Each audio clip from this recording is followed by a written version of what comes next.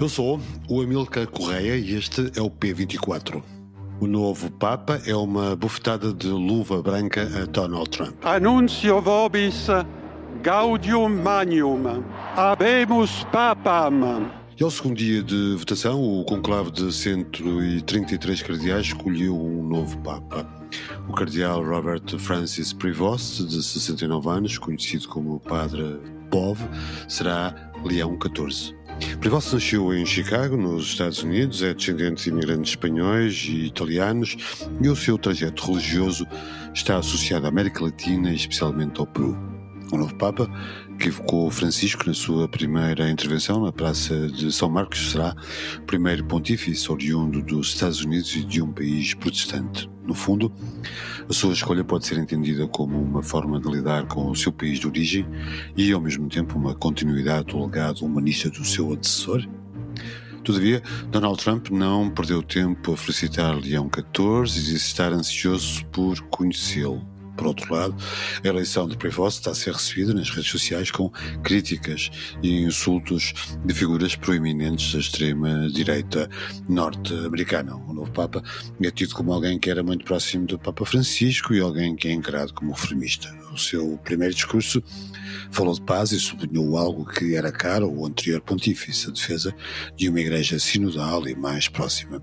Paulo Mendes Pinto, investigador e coordenador da área de Ciência das Religiões da Universidade Lusófona, é o convidado deste episódio e ajuda-nos a perceber o porquê da escolha e como é que poderá ser este pontificado, e conclui que esta opção é uma bofetada de luva branca que o Vaticano dá a Trump. Bem-vindos ao P24, o seu dia começa aqui. Paulo Mendes Pinto, bem-vindo ao P24. Começo por lhe perguntar o seguinte: como disse ontem no público, Leão XIV é um Papa próximo de Francisco e, apesar de ser dos Estados Unidos e de ser o primeiro Papa de um país protestante, não se pode, em caso algum, dizer que seja um favor que o Vaticano prestou a Donald Trump. Aliás, o diário italiano La Repubblica qualificou-o como o menos americano dos americanos. No seu entender, o que é que significa esta escolha? Eu acho que esta escolha, no que diz respeito a essa questão, à sua nacionalidade, à sua origem, é uma escolha muito interessante, porque todos nós assistimos nos últimos tempos às movimentações do Donald Trump. Essas movimentações tinham começado muito antes, quando ele em dezembro nomeou um novo embaixador dos Estados Unidos no Vaticano, um homem bastante conservador que tinha estado à frente do movimento de angariação, literalmente angariação de votos para o Trump, para a sua campanha.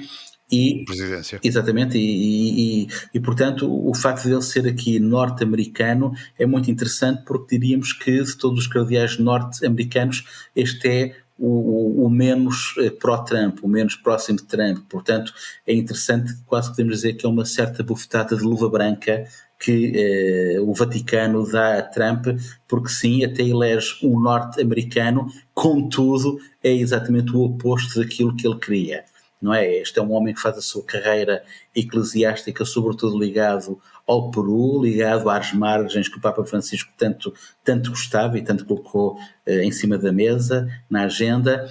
É alguém que tem uma posição muito positiva, diríamos nós, muito humanista em relação aos imigrantes. Portanto, é tudo o contrário do que Donald Trump defende e tudo o contrário daquilo que os cardeais mais próximos de Trump defendem. Contudo, é interessante porque dos primeiros pontos que o novo Papa refere no seu discurso é a questão de fazer pontes à unidade da Igreja. Ora, com o pontificado de Francisco, se houve ponte que Francisco não conseguiu fazer, se houve unidade da Igreja que Francisco não fez, foi em relação à Igreja Católica nos Estados Unidos da América.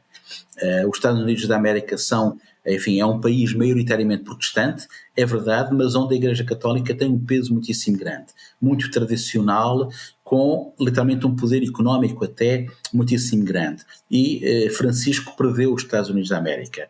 E isto é um problema não só em termos de esferas de influência, mas até literalmente em termos financeiros para a liquidez do Vaticano. Ora, este novo Papa, ao ser norte-americano, espera-se que sem ceder em relação à agenda de Trump, consiga fazer essa requalificação da relação da Igreja Católica com a hierarquia norte-americana. Portanto, o Leão XIV pode tentar aqui uma maior aproximação aos Estados Unidos, e será ele também capaz de alguma conciliação entre os campos opostos no interior da própria Igreja?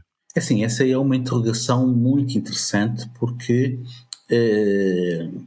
pode não ter nada a ver, pode não ter grande significado. Contudo, eu acho que é de notar que, enfim, qualquer Papa que viesse agora seria sempre comparado com Francisco. Ora, Francisco, quando foi eleito, quando apareceu naquela varanda que todos nós estávamos a ver, Francisco apareceu todo vestido de branco, isto é, Francisco recusou os paramentos típicos daquele ato. Ora, o Leão XIV, o novo Leão XIV, apareceu com os paramentos. Não podemos dizer que isto é necessariamente um retrocesso, mas quem sabe se não é uma aproximação aos setores da Igreja que efetivamente olham para a ritualidade, para a hierarquia, com um peso um pouco maior. Não é? Portanto, veremos como é que este novo Papa faz essa gestão entre setores mais conservadores e menos conservadores, até em termos litúrgicos, não é? Nós nos Estados Unidos da América temos muita gente que defende liturgias pré-concílio Vaticano II, em latim, não é? Portanto, vamos ver qual é que é a habilidade, literalmente a habilidade deste Papa de tentar reunir essas diversidades dentro da Igreja Católica, que são diversidades muito grandes. Agora, este indicador eu acho que é um indicador muito interessante.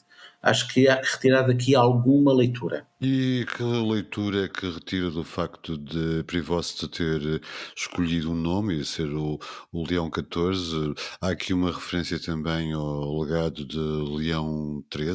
Sim, eu acho que este nome não terá sido, logicamente, não terá sido escolhido, não terá sido escolhido ao acaso, e tem em si um programa da ação, não é?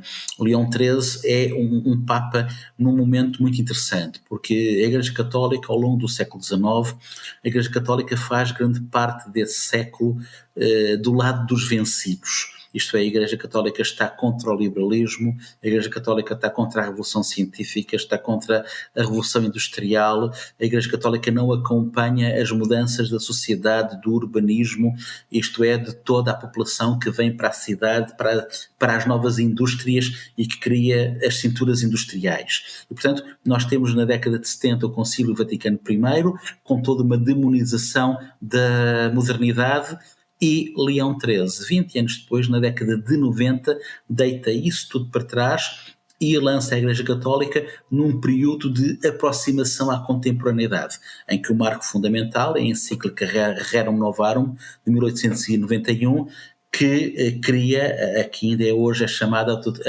a doutrina social da Igreja. Portanto, Leão XIII foi o Papa da aproximação da Igreja Católica à modernidade, rompendo com uma postura de demonização de tudo o que estava antes. Portanto, este Papa, ao adotar este nome, inevitavelmente está a transmitir uma mensagem de que quer uma Igreja que acompanhe a humanidade e acompanhe o mundo, respondendo em muito aos desafios e às conclusões das várias congregações gerais que tinham tido lugar antes, que de facto diziam que, até mais do que o próximo Papa ser uma continuidade de Francisco, o próximo Papa deveria ser alguém que desse respostas não só ao mundo católico, mas à humanidade. E, portanto, eu acho que está perfeitamente em linha com esta resposta. Não será um segundo Papa Francisco de uma forma literal, embora continue a defender uma igreja sinodal e mais próxima, mas acrescenta-lhe ali outra camada de intervenção. O facto de ter estudado na Universidade de São Tomás de Aquino e se ter afirmado como um filho de Santo Agostinho transmite também igualmente uma determinada mensagem. Diálogo, paz, mas com mais determinação? Eu diria que sim, exatamente. Diálogo, paz, é claro que sim, não poderia ser outra coisa, mas com mais determinação. É interessante que o novo Papa cita, inclusive, uma frase de Santo Agostinho, uma frase muito interessante, é que no fundo ele diz que eu sou cristão como vocês, como todo e qualquer cristão, mas eu sou o vosso bispo, não é? E, portanto, sem anular a dimensão da hierarquia, ele assume que efetivamente é um bispo e, portanto, tem um lugar de direção, não é? Num jogo aqui, num equilíbrio muito complexo, muito complicado até, entre o afirmar a igualdade de todos os cristãos, mas também, que se calhar a função dele à frente do dicastério para os bispos terá sido importante, não é? Além de afirmar a igualdade entre todos os cristãos, ele sente, e vamos ver como é que eu coloco em prática, que o bispo tem que ser mais do que um cristão igual aos outros. Não é? Tem que ser alguém que efetivamente para o normal crente indique caminhos, quer pelo exemplo, quer pela teorização, pela pastoral, pela forma como dirige a comunidade. Isto é, não se demitindo, porque pode haver aqui uma certa atitude perniciosa, que é ao proclamar-se uma igualdade muitíssimo grande, destruindo quase que a hierarquia, também se retira a responsabilidade a quem está no topo.